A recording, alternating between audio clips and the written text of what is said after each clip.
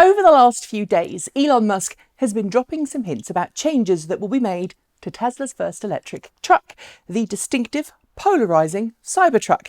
And while some have been losing their heads over the news of any potential redesign, and others have been crowing about how they were right that Tesla's original design was implausible as a production vehicle, we felt it was time for some context. So in today's video, I'm going to talk to you about the differences between concepts, prototypes and production vehicles, why it happens, and why you shouldn't be worried that Tesla is redesigning its Cybertruck, because what's happening is pretty much standard across the entire auto industry.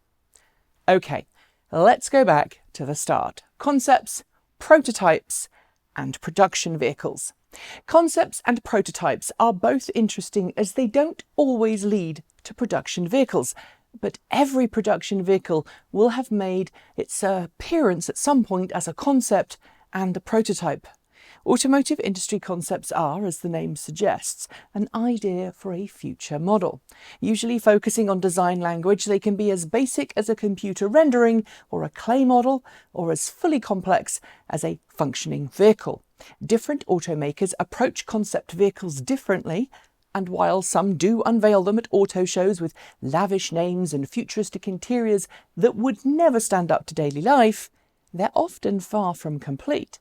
Concept cars are usually off limits to journalists, unless they're really well finished functional concepts that the automaker is super proud of.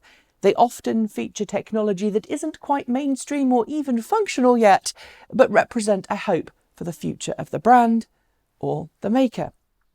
Prototypes sit between concept and production vehicles, although I should note they don't always feature final design language.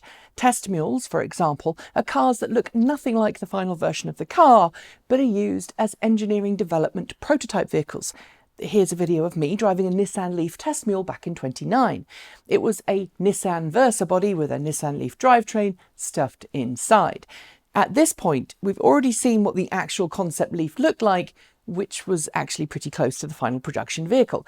But the test mule allowed Nissan engineers to test and refine the Leaf's drivetrain in stealth long before production bodies were ready.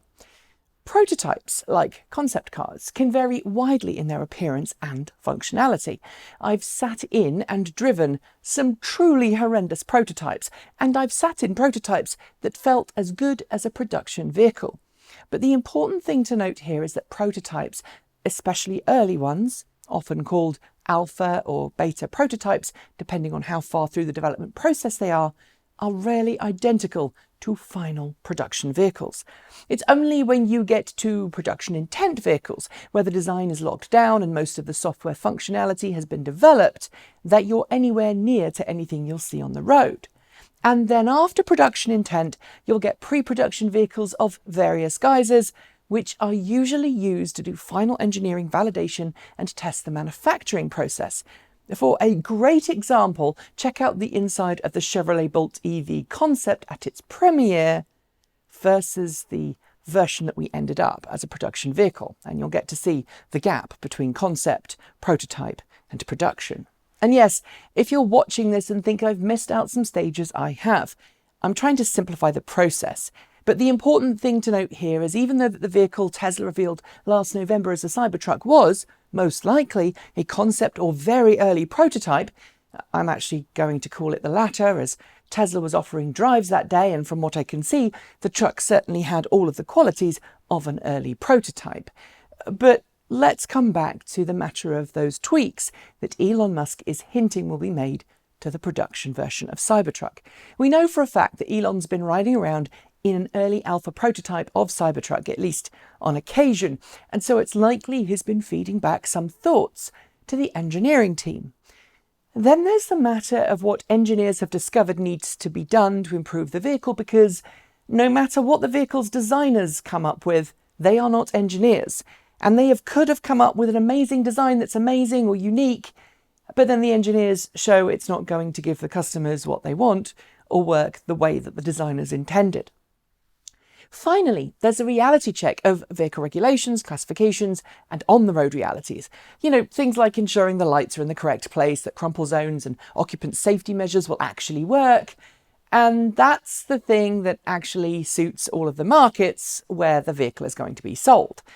The latter one is, I think, probably the reason why Elon Musk has said that Tesla is going to reduce the overall size of Cybertruck by 3% and the size of the 6-seat cabin by 1.5%.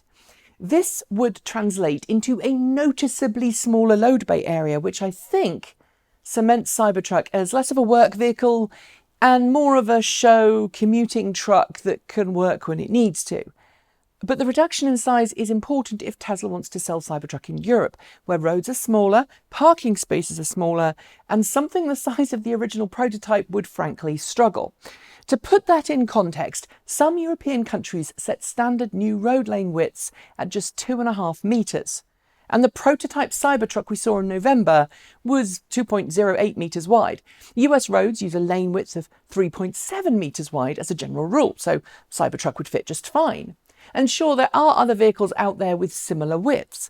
Some Range Rover models, for example, can't go down certain British roads because they're just too big. And if Cybertruck is going to be a global model, reducing the size by 3%, let's assume it's an all-round reduction, as I have no other data to go on, the width would certainly be more manageable. It would still be too wide for the most narrow of passengers and roads, but far more manageable. And if you're not convinced by that, how about this fact? Cybertruck doesn't currently appear to fit in a standard US garage, which, if you need to plug it in overnight to charge, it's kind of useful. Other adjustments to be made? Well, there's talk of changing the windowsill height and also making the centre line of the Cybertruck more level. The former would make it easier to use things like drive-thrus, and I'm suspecting the centre line levelling at the waistline of the truck will make it look proportionally less awkward. We also know from a tweet last week from Musk that Cybertruck will also get a revised air suspension system to give it kick-ass performance in Baja, as Musk put it. Will there be other changes between now and production? You bet. You probably won't notice most of them. And while you might not realise it, Tesla's process is just like other automakers in this regard, and each car Tesla has made to this date has gone through tweaks, both large and small, noticeable and not, between initial reveal event and official production delivery. Are there any modifications you'd like to see Tesla make to Cybertruck? Are you disappointed with some of the modifications coming down the line, or do you support them? And what do you think the final Cybertruck will really look like? Let me know below. That's it. Thanks for watching, and if you'd like to help us make more videos like this, please do like, comment and subscribe. You can send us a couple of dollars our way every month through Patreon, or you can feed our coffee habit with Ko-fi. I'll be back soon with more great content for you all to enjoy, but until then, stay safe, wash your hands, and keep evolving.